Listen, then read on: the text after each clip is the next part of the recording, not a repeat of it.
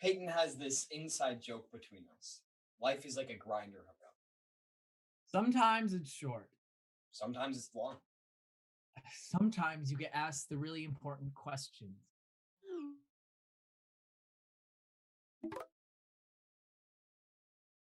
We met in high school.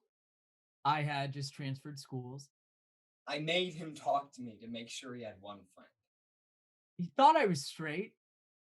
He was just being nice by talking to me. He's always been a nice person. We became close instantly, hanging out every possible second. I came out to him after a month of knowing him. I'm the first person he told, sort of. That's how I count. He was my best friend.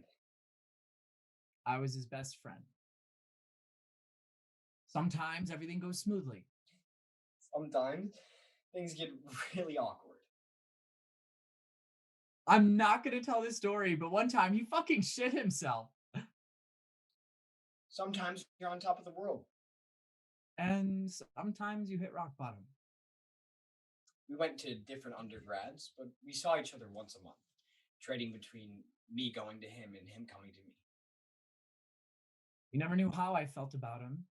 I was too scared of ruining our friendship to bring it up. I would have gone every weekend if I could have. I was always there when he needed me. I made it a point to show up for him. I thought about dating him sometimes, but we were such good friends. What happens if things get messy? And I'm not referring to me shitting myself. I mean, what would happen if we broke up? Who would I go to when I need someone? Growing up, I knew I was gay the second I watched the scene in Full House where Danny pours a pitcher of Kool-Aid down Joey's pants. My 5-year-old brain couldn't get enough of it for God knows why. I don't know what it is, but God damn it, Bob Saget gets me going. I always tell Peyton my drag name will be Bob. Maybe I should think of a new one. You know how parents tell their kids the divorce isn't the kid's fault? My parents was quite literally my fault. When I came out to my mom and dad, she said she can't live with someone like me, and my dad made her leave. Sometimes you receive unsolicited advice.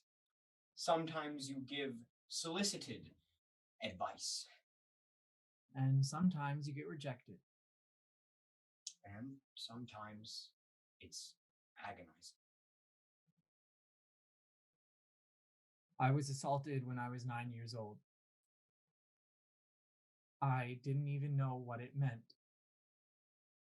After questioning, I thought every police officer knew who I was and what happened, or that I would be arrested. 9 years old. I never talked about it to anyone after that. When I got to middle school, there were kids who knew about it. I had an anxiety attack every fucking morning. Some days I would burst into tears and make my mom call me in sick. Imagine internalizing an assault between puberty boners and voice cracks on top of figuring out I was gay. I shut myself out, convinced everyone knew. I would spend every day after school in the choir room waiting for my mom to pick me up. I would just sit there and play piano.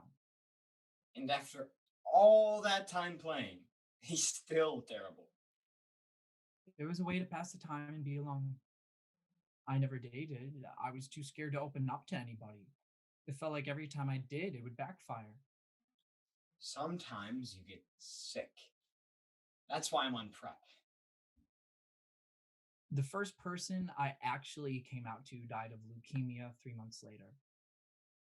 She didn't tell anybody, which is ironic since she told me she'd take it to her grave. I didn't tell Jordan about my assault until the summer I turned 19. He blacked out at a party and someone asked me to come pick him up. Given the amount of times I've fallen asleep behind the wheel, I probably shouldn't have been driving so late. But I made it a point to show up for him. I took him to bed and told him the story. That was the first time I talked about it since questioning. There's something about Jordan that I can open up to. He says I threw up on him after he told me. I don't remember that. I honestly didn't mind. It was a nice segue. He texted me the next morning that he would save 9-year-old me if he could. I have this theory about why gay men are always hooking up. Men are horny. Not saying women don't get just as horny, but men don't control it as well. So when it's two guys, we run entirely on sexual instinct, sticking our dicks in every twink that looks our way. I've had sex with maybe 10 guys, hooked up with God knows how many. It's never really been a big deal to me. I get tested once a month and I always wear a condom. I don't see it as a problem as long as I'm safe about it. Peyton always tries to tell me it's because I lost a loving figure when my mom left. Not sure if I believe him there. I've never been in a relationship based off of love. Every boyfriend I've had was in it for the sex. We're a superficial breed if you think about it. I could never understand how someone could be so vulnerable so easily. I don't view it as a vulnerability. It's just sex. I don't care. Sometimes you make plans, Sometimes you don't show up. and sometimes you do. One weekend, our last year of college, Peyton called me, and something was off. I was on my way 3 minutes into that phone call. I couldn't stop picturing me at 9 years old. Like I was stuck in the corner of that room, tied up, not able to stop it, watching it happen all over again. I was on a date. It got so exhausting being hung up on someone who didn't reciprocate those feelings. My dumbass let this guy I'd been talking to for a while drive up to my place for the weekend. We were in bed, and I was paralyzed with fear, wondering whether we were going to hook up or not. I didn't want to. I asked him to leave right after he kissed me. That was my first kiss. I'm not the best at reading people, but I can always tell when Peyton really needs me. When I get there, I climb in bed with him. Rubbing his back always soothes him. After an hour of silence, I ask him how he's doing.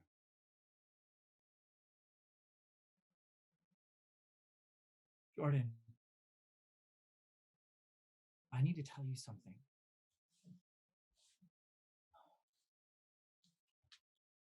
I have feelings for you. I can think of a million reasons why I shouldn't, but you're the only person to make me feel loved.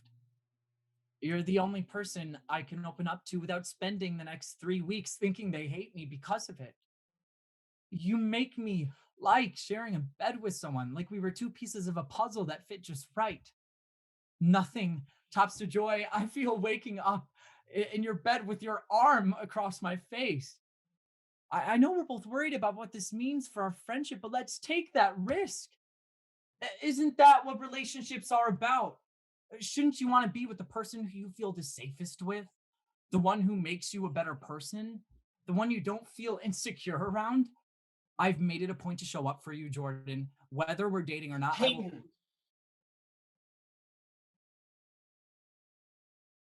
Life is like a grinder hookup. Sometimes you never know how it's going to go.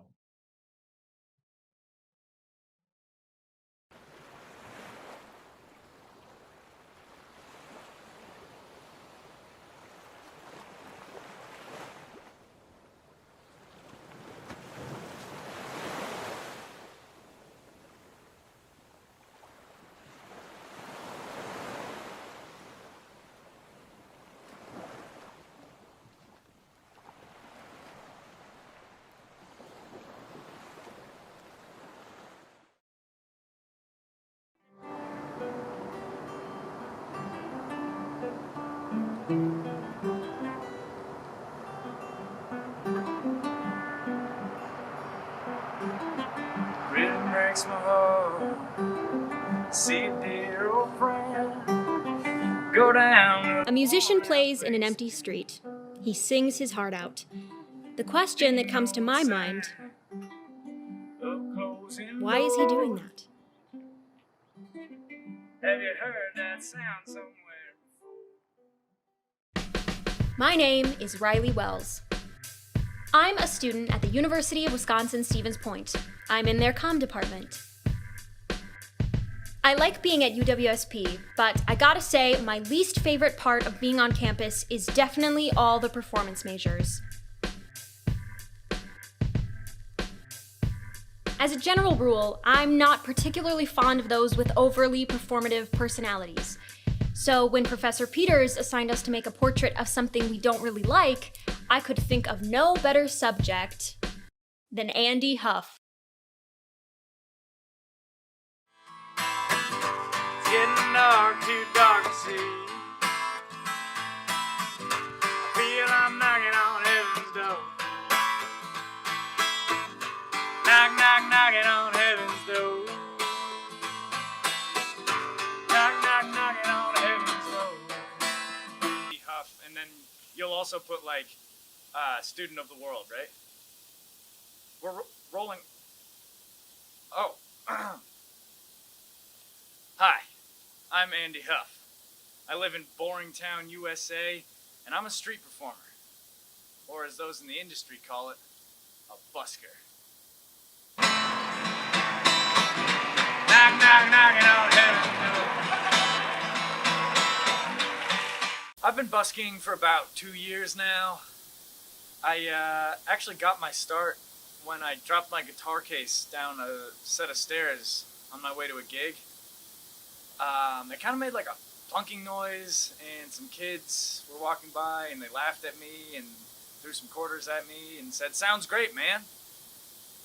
And I was like, huh, because I'd never considered that before, but that was an eye-opening moment for me. You know, looking back, they're probably making fun of me, and it was probably a pretty mean thing to do, but it's helped me get to where I am today, so really, I should thank them. So, you refer to Stevens Point as Boringtown, USA. Yeah. It's not even so much that I hate it here, it's just, I'm a nomad. You know, I'm a drifter. Let's just say Stevens Point is like a snake's skin, and I'm the snake that used to be in the skin, but I'm not in the skin anymore. You know? You gotta feel away with words, man. Thanks, man. I like to feel the reaction people have to my music and like build a conversation off of that. You know, recorded media is just so recycled. You get the same thing every time. I want to make art that is one of a kind, non-recyclable. Recycling is super important though. Never recycle anything with food scraps on it because it like messes with the whole process. So, what is the ultimate goal? I want to busk out of my van, travel the world, talk to people in all sorts of cool, different places. Actually, I've got one.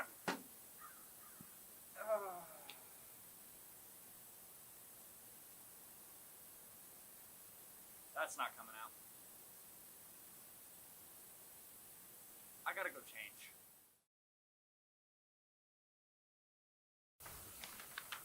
My goal is to hit every single indie Midwest bookstore on this map. So why not? My dad wants me to get my degree. He's always talking about how in the real world you need to pay for plumbing or something. You see a toilet in this van? No. Work smarter, not harder, people.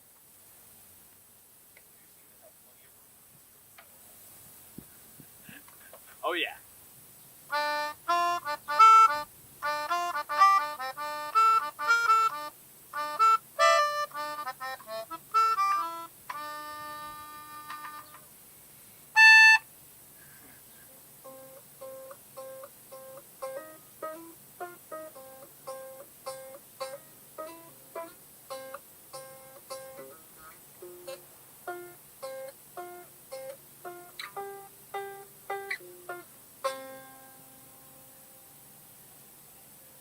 right?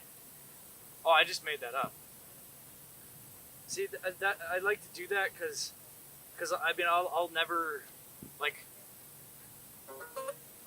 I don't even think I could play that again if I wanted to.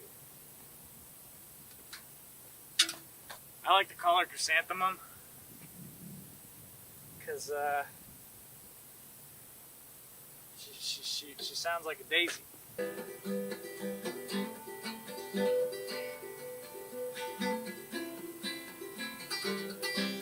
So sometimes I tell people I made it. I actually found it at an antique store, but people, I think they just like to think that it came from me, you know. And it makes it more special for them. And I'm really about creating that experience for my audience. So if they feel like it's more special, then am I doing anything wrong? It's been hard though. Recently, the whole music thing hasn't been super lucrative, and everybody's dream has a price tag. Wait, that was actually really deep. You'll keep that in, right? When COVID-19 happened, things came grinding to a halt. It left people like Andy wondering, what comes next? Have you ever seen someone throw lighter fluid on a bonfire? It's like wicked cool, but super dangerous. That's kind of how I feel about gigging right now. But I've thrown myself into the busking. So, does it seem like people appreciate your redoubled efforts?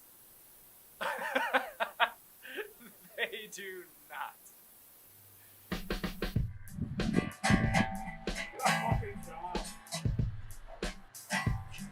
He never leaves, and all he knows how to do is play Knocking on Heaven's Door. I don't know, I mean, he's alright, but it was kind of weird because someone got hit by a car right on Main Street and he started playing immediately afterwards. So that made things kind of awkward. You know, like, just took away from all the business that we could get.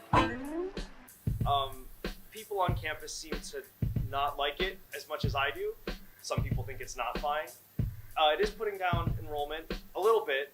We don't think it's just Andy, but we do think it's mostly Andy.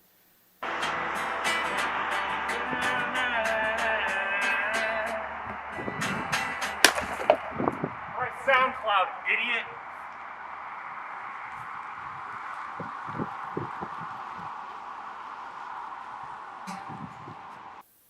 Everybody's always saying, Andy, you gotta go online, man. That's where all the money's at. First of all, that's not where the money's at. I tried it once and I made like 80 cents. Second of all, I'm a live musician. It's like, I don't know, man. This is all I know how to do. I just want to make something tangible. It's like personalized, you know? Something unshareable. You listen to something online and it's recycled. It's not real. It's the same thing being played over and over and over again. You look at your monthly streams and that's not a crowd that you can form a relationship with. I want an audience that I can sink my teeth into.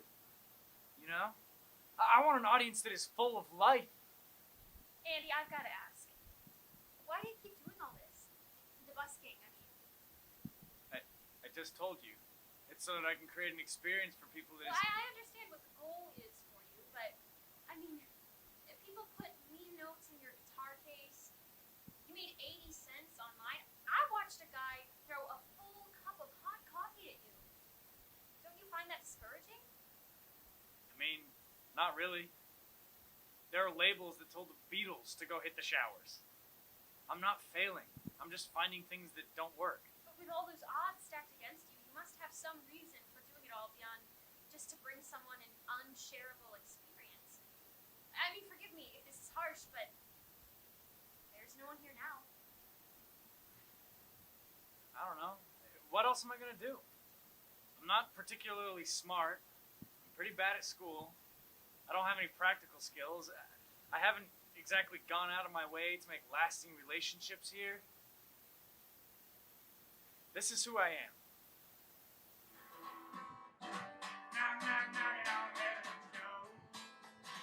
A musician plays in an empty street. He sings his heart out. The question isn't, why is he doing that? It should be,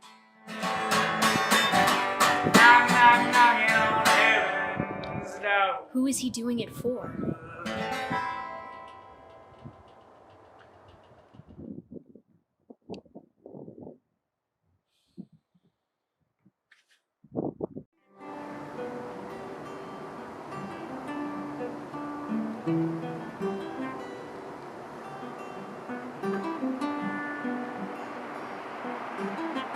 Rhythm breaks my heart.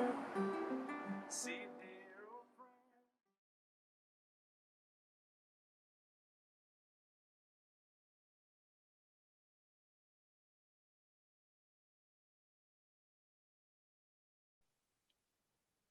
Mo's apartment. Mo lays on the couch. The Smiths, or something like them, are playing from a sound system. He is dressed like a normal guy. He's just the Mothman. Joe enters. He's just gotten off work for the night. Hey Mo, you're back early. Yeah, the date didn't turn out. Oh, I'm sorry. I'm just so stupid. I'm sure it wasn't that bad. It was bad, Joe. What happened? So we go to the drive-in, right? And Curse of the Werewolf is playing, so we find a good spot and we get in the truck bed. Things are going all right. I've got my arm around her. And then that one scene, oh God, I can't even say it. I saw nope, I can't say it. You don't have to tell me, it's okay. I thought the movie moon was the real moon, and I wanted to show off, so I flew at it and I tore a giant hole in the screen. Oh my God, really? That sucks, man. I can't stop thinking about it. It's not your fault, man, it's fine. It just looks so real, Joe. And then It's okay. I'm pretty sure the drive-in needed a new screen anyways. yeah, but I bet I won't get a second date. She said she'd talk to me later. Ugh. She might reach out again. Does she have our phone number? Yeah. I don't think she's ever gonna reach out. You never know. I should leave town, move to a different state. Maybe Missouri or Illinois. That'd be cool. I'll move to Chicago, write an album about what it means to have a dull ache in your heart and a soul that wishes to have wings. I'll continue my journey and venture to the Mississippi Palisades, then further north and into Wisconsin. I could hide in the abandoned warehouses on the shores of Superior and then make my way to Canada. Upon reaching the streets of Toronto, I'll change my name to Morrison and open a cafe that serves the perfect chai tea. Then after years of heartache and shame, I'll meet someone again. Mo, stop thinking about it. Have a beer. You'll forget about it in a few days. I'm a 2,500-year-old interdimensional being, and time is meaningless to me. I will always remember. I'll take you up on that beer, though. You win some and you lose some. That's the name of the game, buddy. Well, I haven't won one yet, buddy. Listen, you're a nice guy. I'm sure you'll meet someone else soon. Sure. Mo, you don't need to dwell on this stuff. Just brush it off. No big deal.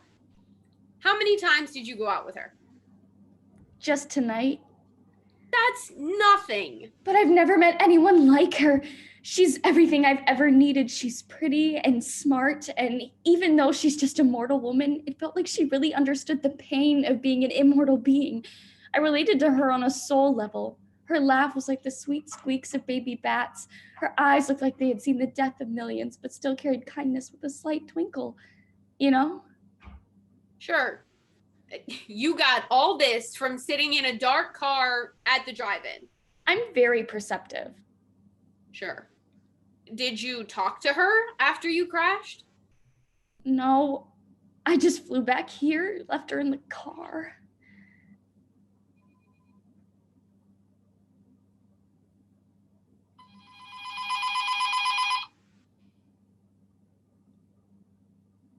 Are you going to get that? No, I'm only going to communicate via echolocation now. Can you get that? Oh, of course, your unearthliness. Mo and Joe Certified Steakhouse, you kill 'em, we grill 'em. This is Joe. Oh. Hey. Uh-huh. Yeah. Interesting. Yeah, we're in the top apartment behind the library. No problem, I'll let him know. Bye.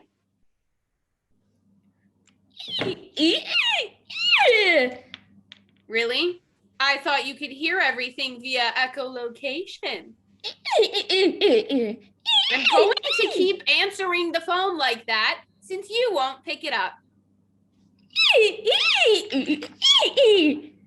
It was your lady friend. Her name is Xena. That's pretty cool. What did she say? Oh, she's on her way over. She's on her way over? Yeah, she said she wanted to show you something. She'll be here in a few minutes. No.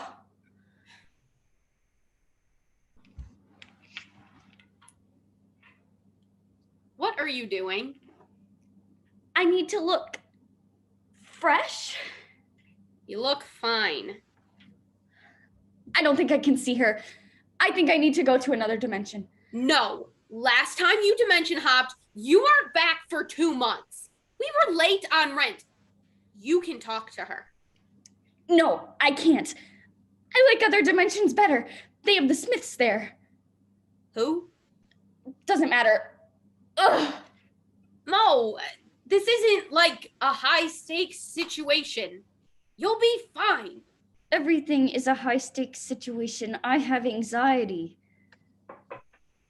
Oh no. Hit the door. No, I don't want to. I think it'd be better if I just hid in shame forever and ever.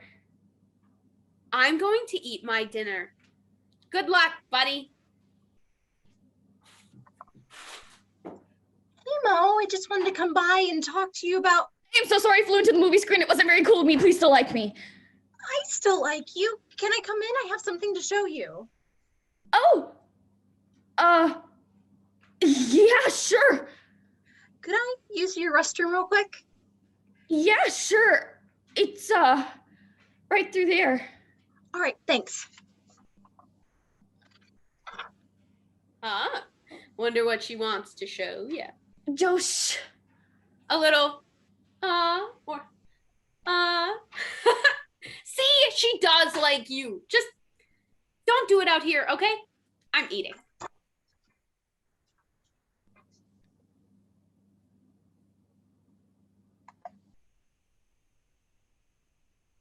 Oh my God! What is that smell? Xena enters the living room. She's not the pretty girl we saw at the door. She's the Flatwoods monster. Oh my God! It's you! It's me. I thought you weren't real. Really? Well, here I am. I thought if I was my most authentic self around you, you wouldn't feel so bad about tonight. Oh, wow. Thank you. I hope this is okay. I'd like to continue seeing you, Mo. I knew you were different. This is where they would kiss. However, one of them is an alien and the other is an interdimensional being. They stare at each other and a really intense humming begins. Joe is coughing and close to throwing up. He takes his dinner and leaves out the front door. End of play.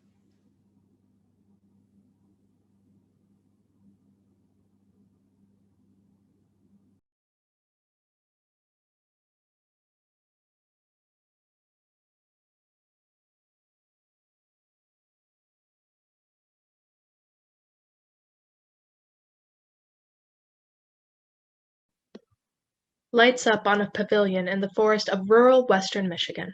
A roof well worn with moss growing from the shingles supported by 4 posts atop a wooden platform. Hanging from the beams are swimsuits and towels.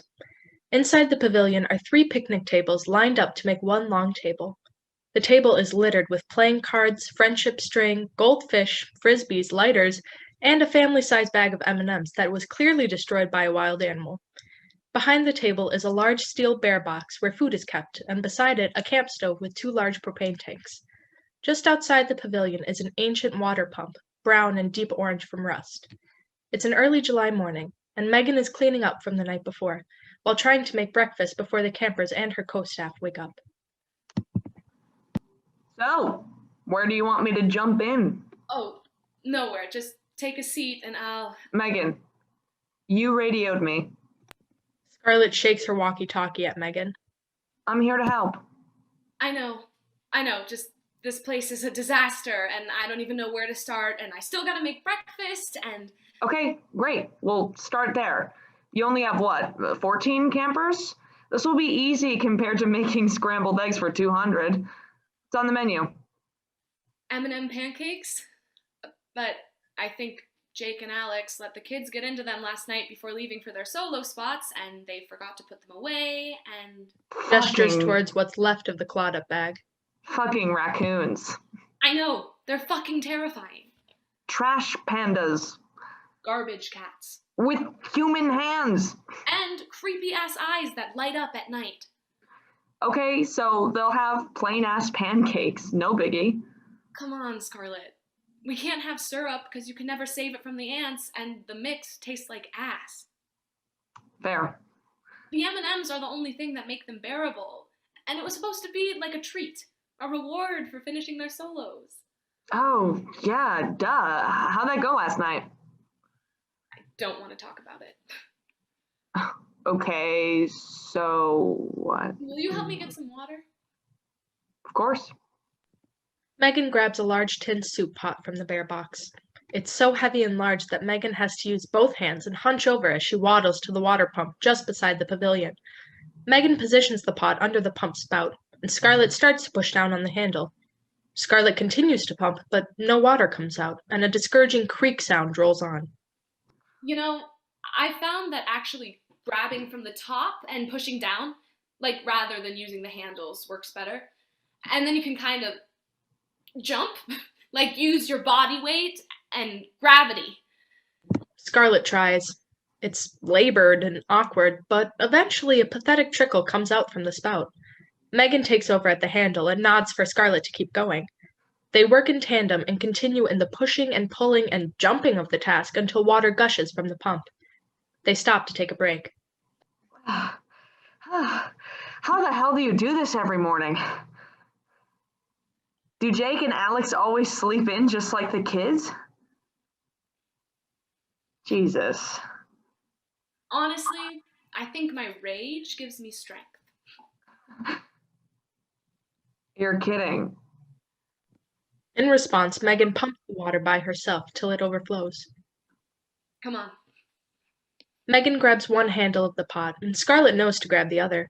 They hunch over and walk slowly with the pot back to the pavilion, water splashing their legs as it spills over the sides. Well, I'm glad you called.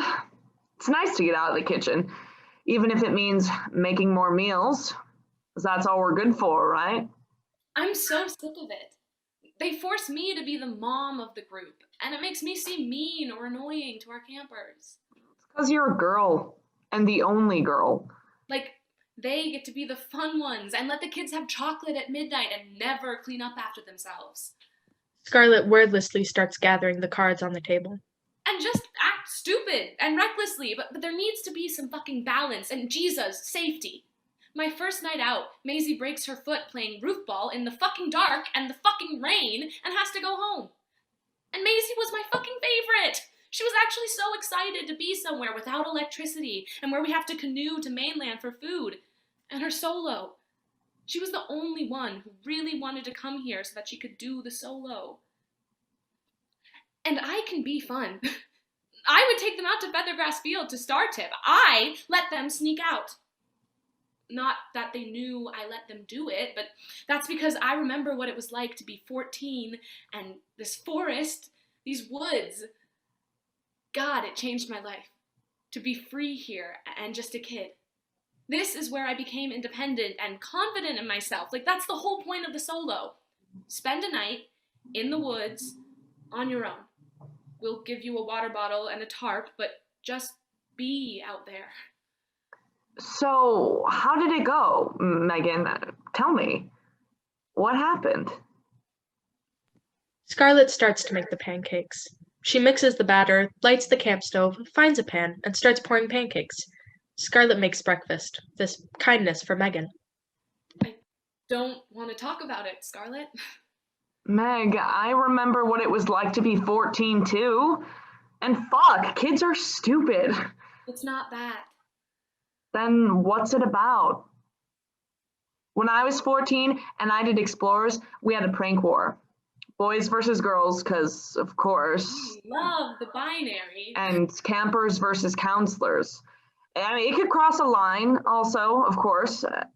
I honestly think it might be why I didn't become a counselor. I always knew I wanted to work here, but kids can be assholes, and no, thank you. The prank war was pretty minor at first, like hiding life jackets in the tallest trees. That was super fun, by the way. And like tying the zippers together on each other's tents. She stops making pancakes. But then I remember one morning waking up and finding condoms all over our sleeping bags and in our shoes and stuff, just like everywhere. And because the boys were horny sicko fucks, they squirted lotion in all of them so that we thought that No. Like you thought they jacked off in them before. Yeah. She goes back to making pancakes, a coping mechanism. Gross. You can imagine my 14-year-old never been kissed prude ass was horrified. And you know what my male counselors said? What? Nothing. They just high-fived the boys that did it. You're lying. No. You know what? I am, actually. Before they high-fived the boys, they asked whose condoms they were. It belonged to this macho asshole, Logan White. And then I remember Adam, my counselor, asking, "Did you guys really think you were going to hook up here?" Then he high-fived the boys. Disgusting. Right. Like, please, go right ahead. Applaud and condone sexual harassment in teenage boys. Praise them all for it. Tell them that a wilderness program intended for character development and learning outdoor skills is the perfect place to get laid. When, like, if your campers actually fucked in the woods, you'd get fired instantly. Actually, no. What? Like, actually, no.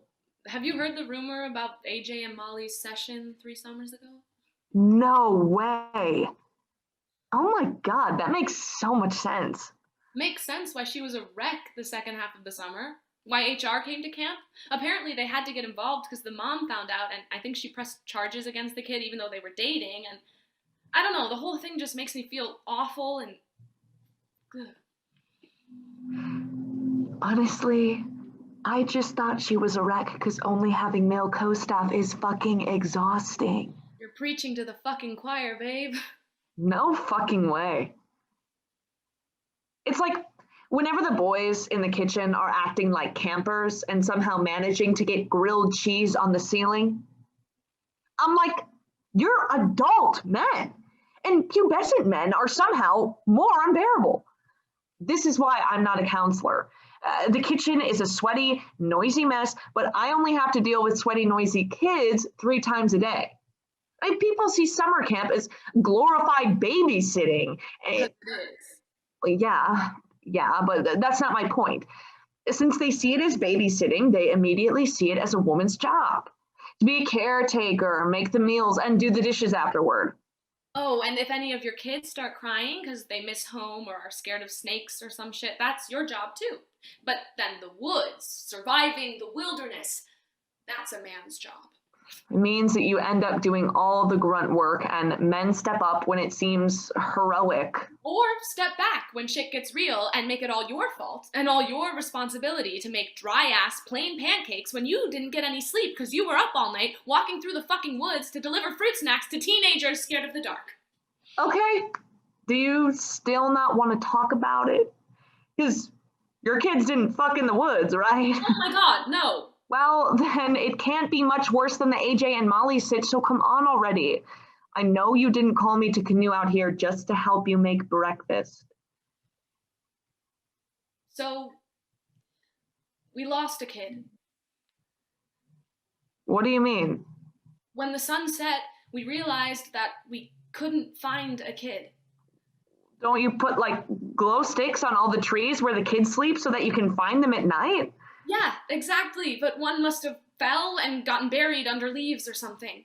Whoa, did you look around their spot? Are you seriously asking me that? Of course we did. I mean, honestly, when I did my solo, my counselors didn't find me either. It happens, but I didn't even know that they did check-in, so, like, I didn't know I was missing anything. Okay, so did you tell the kids you'd be checking in on them? No, but I did tell Jasmine. She said that she didn't want to do it, so I let her in on the secret that the solo isn't really solo. She'd be fine. We would check in on them every hour or so to drop off more water and Teddy Grahams and make sure her sleeping bag was warm enough. So it's Jasmine? You couldn't find Jasmine? Yeah. We could find Eddie, whose spot was before hers, and Julia's spot, whose was after hers. We looked forever, but it was impossible. All trees look the same at night, and when all you can see is the beam of a tiny fucking headlamp. Eventually, I told the boys to just wait it until morning when the sun came up, and it would be easier to look for her. Didn't you guys have a home base or something? Like a place for the kids to go if they didn't want to finish the solo? Yeah, here, the pavilion, but she wasn't here either. So wait, where are Jake and Alex now? Are they looking for her? I don't know, they're probably asleep.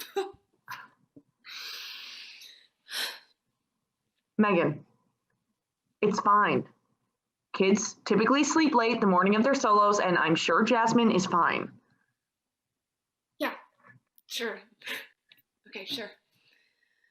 Do you want to go look for her? I mean, we can't leave now with the pancakes. Squirrels will come and... I can stay, and you can look. Yeah. Yeah, maybe. I still want to be here so the kids see someone they know when they make their way back. Call me crazy, but you can wake up your co's. The kids have 2 other counselors. Oh my god. I literally forgot. Like, I forgot that was an option. Why don't you wake them up and make them look, huh? I don't know. If Jasmine is scared or if she feels abandoned, maybe she'll want to see me. Megan, you're a great counselor, okay? Don't be too hard on yourself about this. We don't even know if she had a bad night. Julia, the camper, emerges from the woods and makes her way to the pavilion. Oh my goodness! Good morning, Julia. You're the first one back. Early riser. Yeah, I must have been facing dead east because the sun really just in my face. Well, are you hungry? This is Scarlett. She's my friend from Kitchen. She's a guide, but she's off this session and... I just wanted to see my friend. It had been a while. Yeah, you're like the first new person I've seen in weeks. Funny how explorers can be like that, huh? Yeah. Well, have a pancake and tell me about your night. I'm okay. I know they don't have any M&Ms, but they should still be good.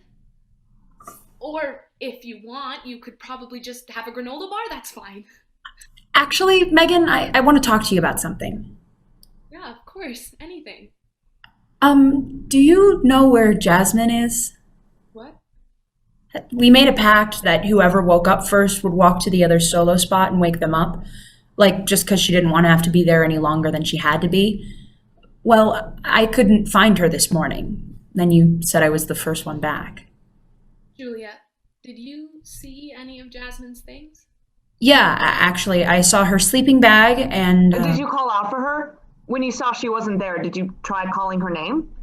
No, I didn't want to wake anybody. You know, sound travels and echoes around here with the lake. Right. Well, she probably just stepped away to pee or something. I don't know. Maybe she wanted to watch the sunrise. Jasmine? Yeah, no, she wouldn't do that. Okay, well, thanks for letting me know. Do you want to go with me to look for her? Megan! Megan! Hey, Megan! Notice how he didn't call for Jake or Alex? My God, these kids really only have one counselor. Charlotte, not now. And also, Julia is here, and now Eddie! Eddie is sweaty and muddy, and his shoes and socks are clearly sopping wet. Megan! Oh my god, Eddie, you're out of breath. Did you run back to the pavilion? When I woke up, I wanted to take a walk by the water. Like, connect with nature and have a special moment with nature and just me and all that stuff you said before the solo. And then I saw this on the shore and came back to show you because I really don't know what to make of it. Eddie displays the sandy, muddy clump he's carrying in his hand. Eddie, what is that? Who are you? Scarlett, Megan's friend from Kitchen. What is that, Eddie? Why aren't you on the mainland? Oh my God, doesn't matter, Ed. What is that sandy, wet mess in your hands? It's Jasmine's. Jasmine's shoe.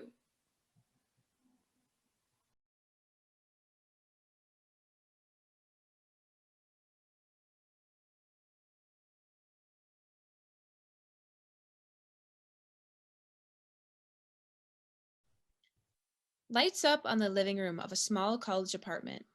Most of the normal furniture has been pushed awkwardly out of the way in order to make room for a large whiteboard on wheels in the middle of the room with a small wastepaper basket next to it.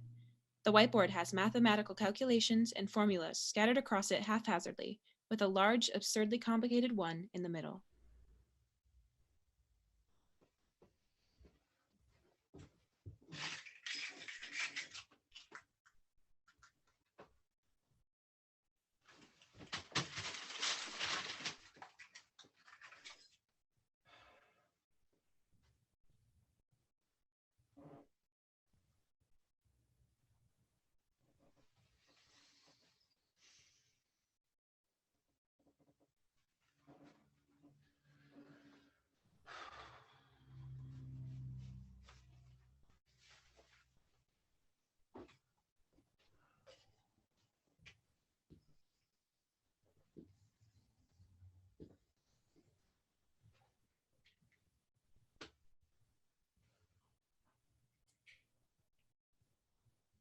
No amount of math is going to get you laid. Typically, when people see that the door is closed, they knock. Typically, when you give someone a key, you don't bother. Aren't you supposed to pick her up at 3? 3:30. What do you want? I figured it out. Figured what out? The missing variable. You did? Well, hurry up and tell me. I don't have much time, but I might be able to implement it before I leave. What makes you think you can pull this off? Pull what off? You're just like everybody else. Just because you're smart doesn't mean you don't play by the same rules as the rest of us. I don't understand. You can't use an equation to find love. So says the painter. Look, I don't have time to argue this with you again. Just tell me the variable. I know you've never been able to understand what I do, but that's my point. You can't possibly attempt to understand love either. Why not? Our species has grown to explain so much of the seemingly inexplicable over just a few millennia. Some things are just too big. Too big? There was a point in time where we didn't understand anything. We couldn't fathom how apples would always fall on our heads and not into the sky. But we figured it out. We always have. We hypothesized, we experimented, we studied, we concluded.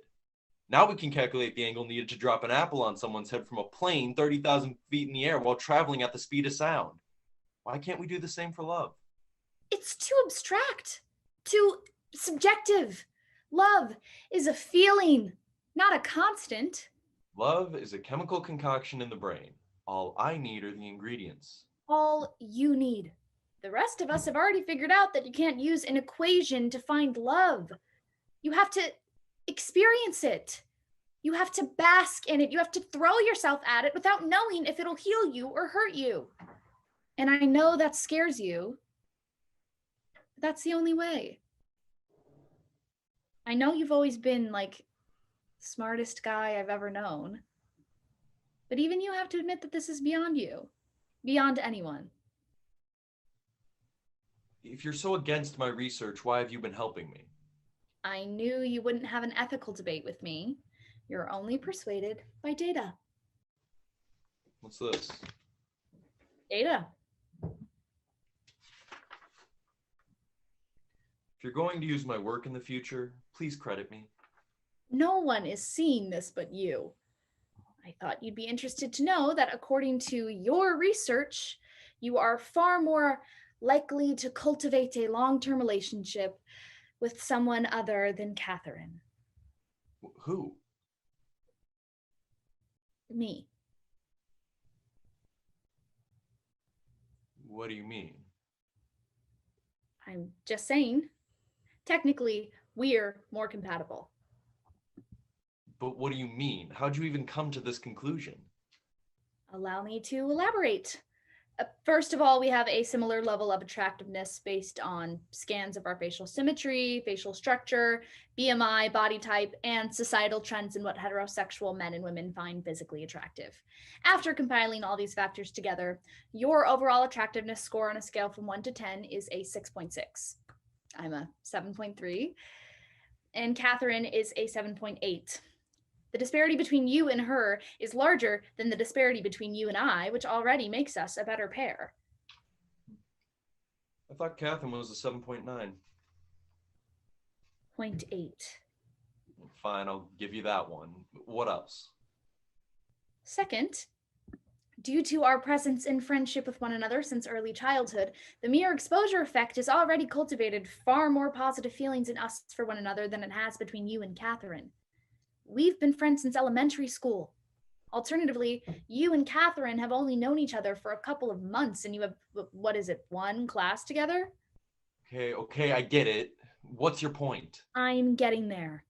Finally, there are so many variables that are unaccounted for between you and Catherine. Do you know her personality type? I can infer it. Aha! But you don't know for sure. Well, that's why I brought you in on this project in the first place. You know more about the female experience than I do. And plus you can gain the information I need easily without coming across as creepy.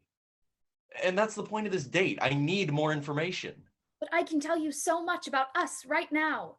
Your personality type is INTJ and mine is ENFP. While these are very separate personality types, Catherine's could be even farther from you for all you know.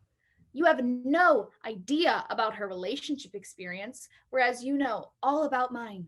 I only have 3 exes, all of them short high school relationships.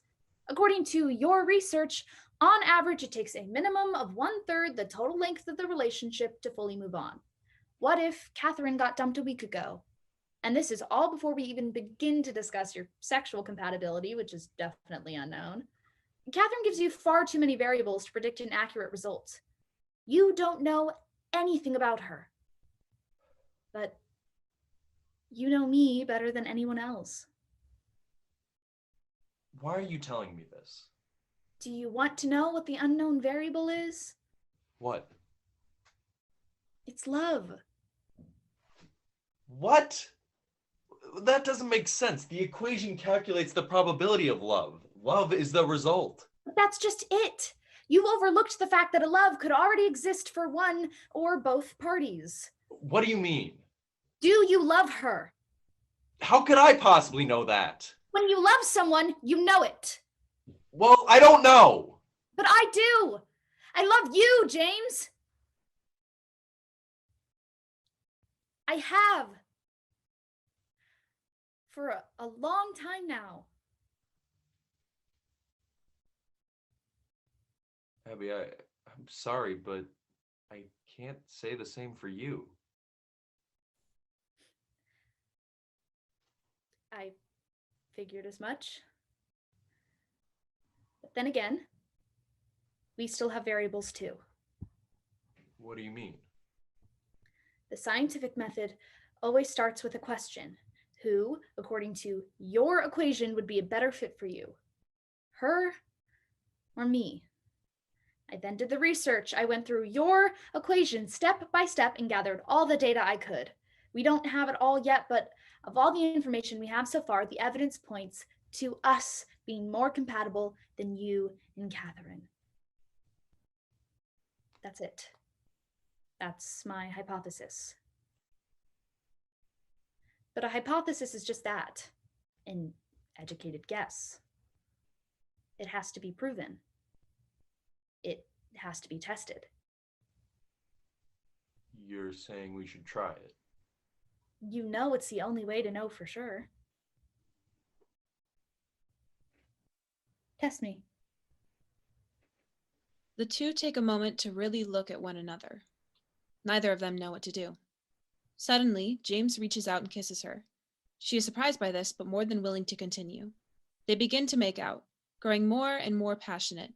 Eventually, Abby begins kissing his neck, and just when it seems like things might get more physical, he pulls away. What's wrong?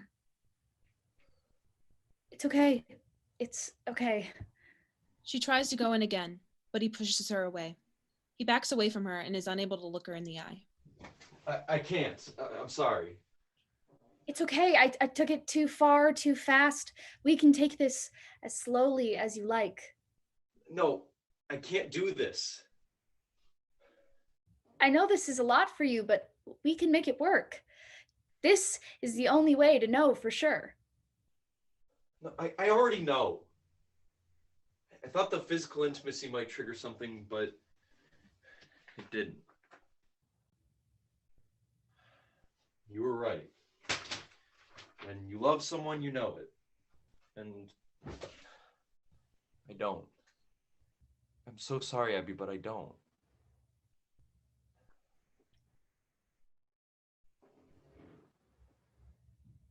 You were absolutely right. There is no chemical equation for love. By every metric and calculation, we should work, but I have this feeling that it won't. I just don't feel the same way that you do. It's as simple as that. The unfortunate truth is that I'll never see you as more than a friend. And I hate that. I hate that so much, and I wish I could figure out why and fix the way I feel, but I can't. No matter how hard I try.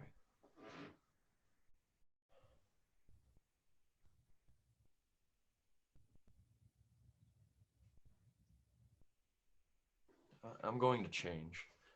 I think I should wear something I want to wear. Feel free to stay as long as you like. I won't make you leave. Human beings really are the most complicated equations after all, aren't they? Abby is left alone on stage. She looks up at the whiteboard, which still depicts the love equation. After a brief moment, she crouches down and pulls her research out of the wastepaper basket. She glances through the pages and exits the way she came.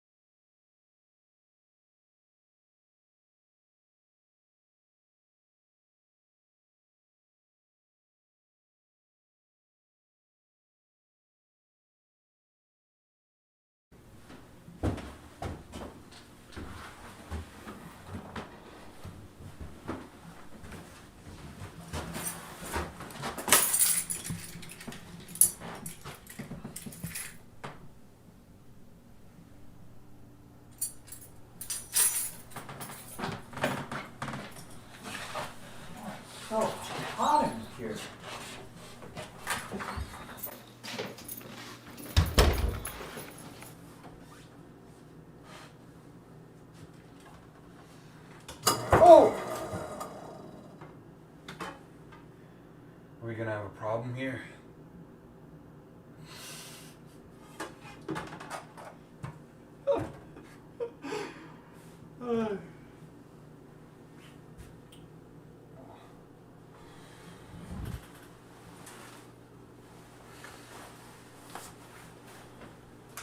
Oh. Table.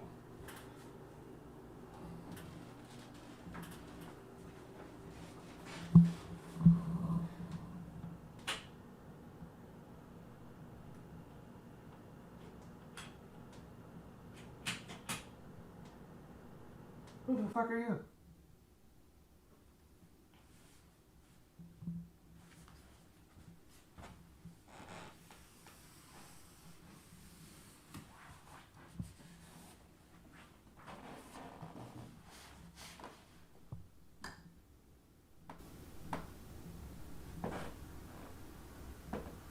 Are you a ghost?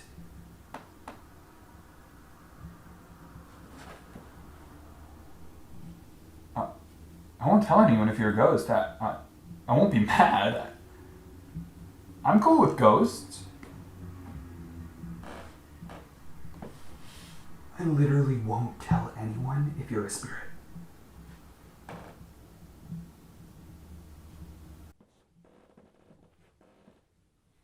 Whoa! Okay, well, please don't murder me. Okay, seriously. Speak up. Say something. What are you doing here? How the hell did you even get into my apartment? Okay, fair point. I do not lock it ever.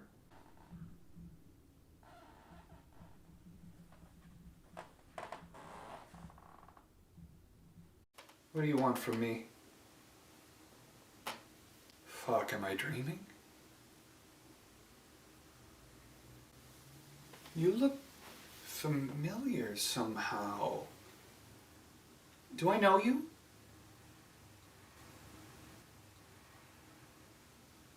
Okay, seriously, you're freaking me out. If this is some sort of joke, it's over now. Leave.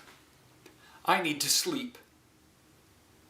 I'm serious. Get out of my apartment. I'll call someone. Get out.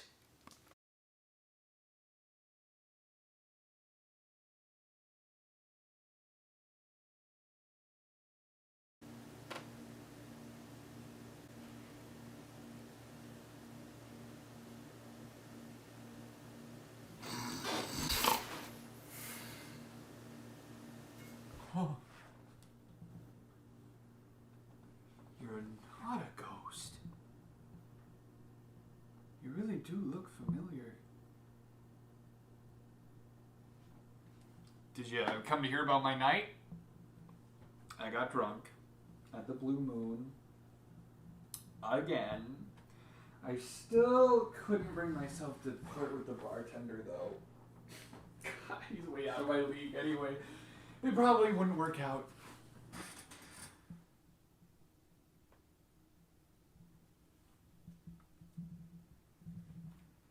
You got a name?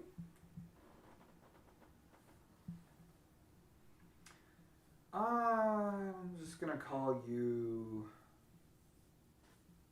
Bart.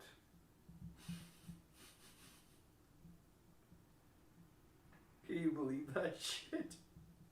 There's people in this world actually named Bart. What kind of name is that? So, Bart. Do you like men? You're not homophobic, are you? Not like my family. Ooh, sorry. Weird thing for me to say. Probably shouldn't unpack that right now. I mean, we just met. Wouldn't want to overshare or anything.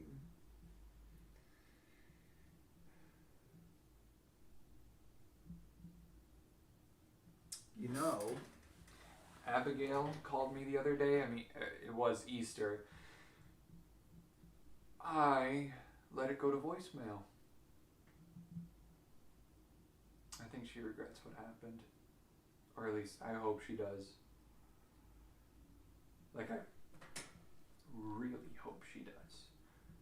I hope that shit she said to me just eats away inside of her. I hope she spends the rest of her miserable life trying to make it up to me.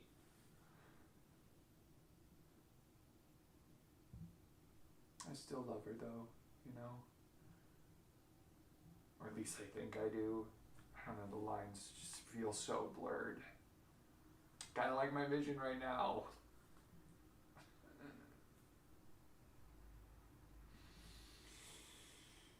Maybe I feel like I have to love Abby just because she's my sister. I don't know. We were good together as kids. And she acts surprised when I come out. We had choreography to Toxic. With the taste of your lips, I'm on a ride. You're toxic, I'm slipping under.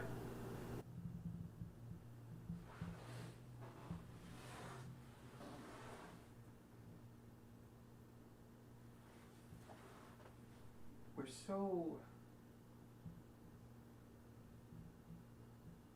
different now.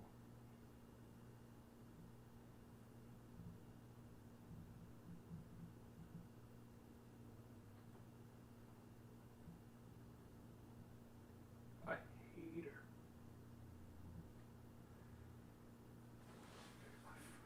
I fucking hate her.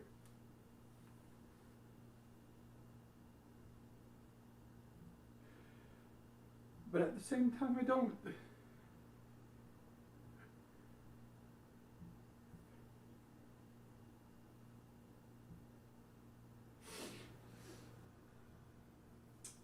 You know,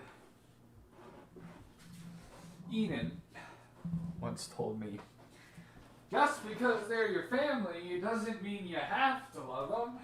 And it's like, easy for you to say, Eden.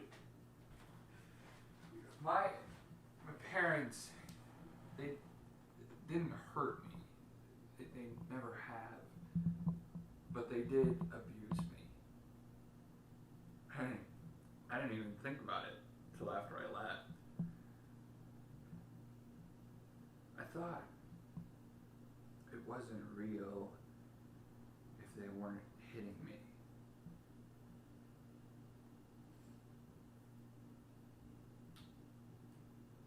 They never let me do things. They never let me, I don't know, experience things fully. Like, I know it's stupid and it doesn't matter, but I wanted to do theater. And they didn't even let me do theater in high school. They said it was because my grades were terrible. They weren't. They were just average. And I know that's not the real reason they didn't want me to do it.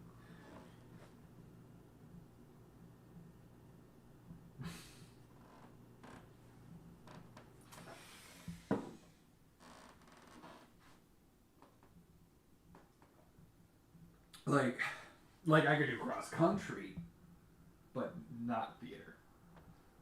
My mom wanted me to do cross country. You should go for more runs. Be more active. You really need to shave off a few pounds.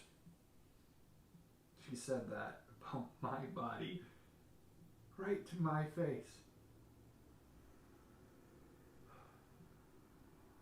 I get it though. She was just projecting or whatever. Oh, Abigail is such a fucking perfectionist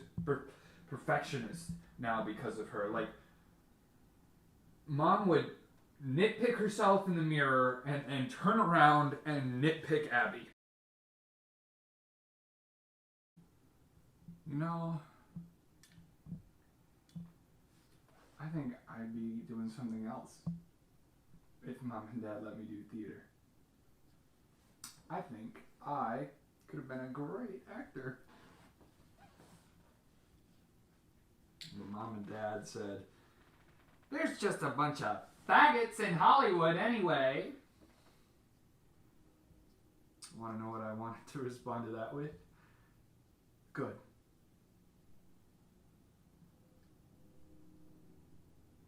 I didn't, though. I just laughed and agreed. And Eden never had that sort of relationship with her parents. Her parents love her. They're great people. I think eventually I just became a chore to mine.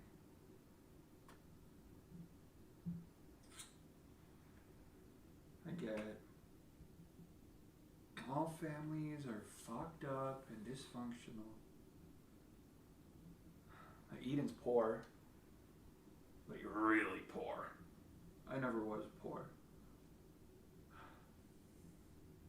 Like, when Eden and I dated in high school, I went over to her place once. It was a fucking wreck.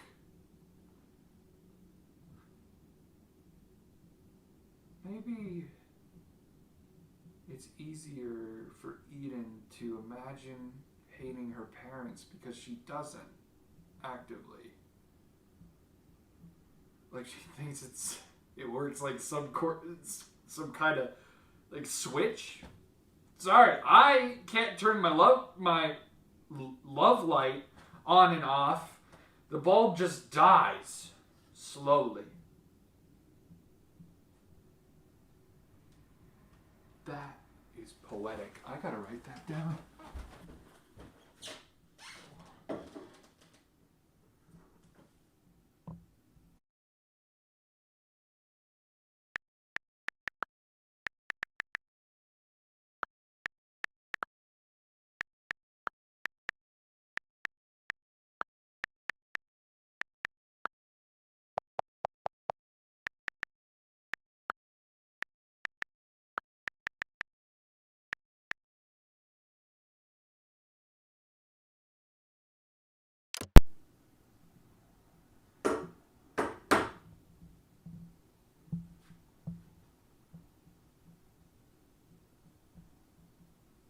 You know,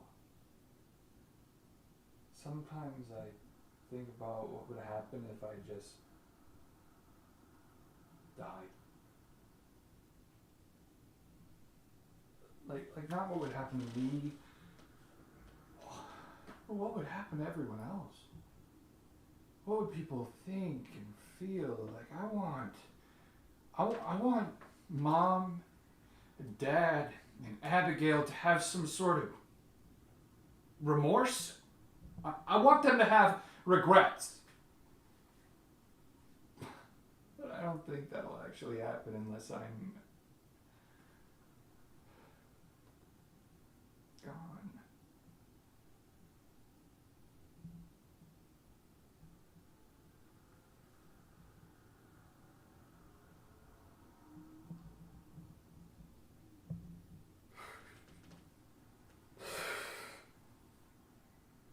Wow. I am drunk.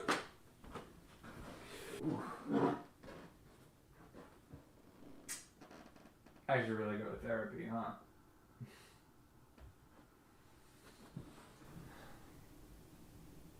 Jesus, you're creepy. You are a great listener, though. Are you a figment of my imagination? I think somebody spiked my drink. So you want to tell me about yourself, or... Whoa, hey, what? Hey, what the hell is going on? Oh, shit. Oh, I'm so sorry, man. What? Why? Hey, this isn't my apartment. No, right? No, it's my apartment. Shit. Is everything Okay, what are you doing here? I must have forgot to lock my doors last night. I think I'm your neighbor across the hall. Oh. I must have sleepwalked in here last night. I'm a sleepwalker. I'm so sorry, man. Oh. Shit. Yeah.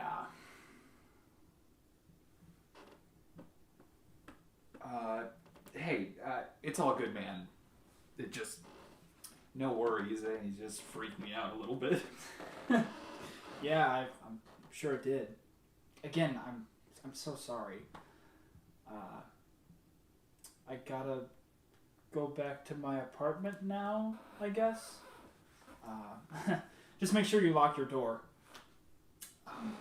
Sorry we had to formally meet this way. No, don't apologize. I mean, you can sleepwalk over here anytime if you know what I'm saying.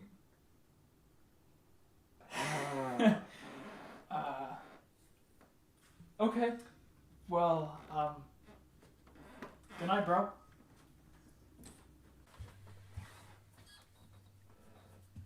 Hey, wait. What's your name?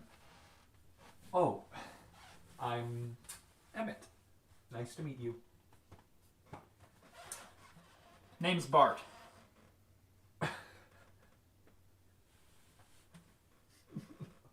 Something funny? No, it's nice to meet you, Bart. Nice to meet you too.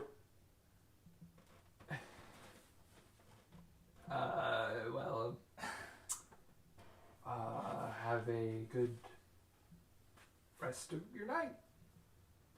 Thanks. You too.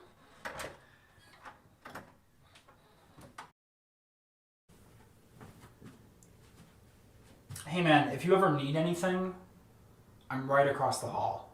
So. Oh God. How much of that did you actually hear? Enough. Oh. Hey man, it's okay. We all have personal issues. It's part of life. And being queer. I'll catch you later.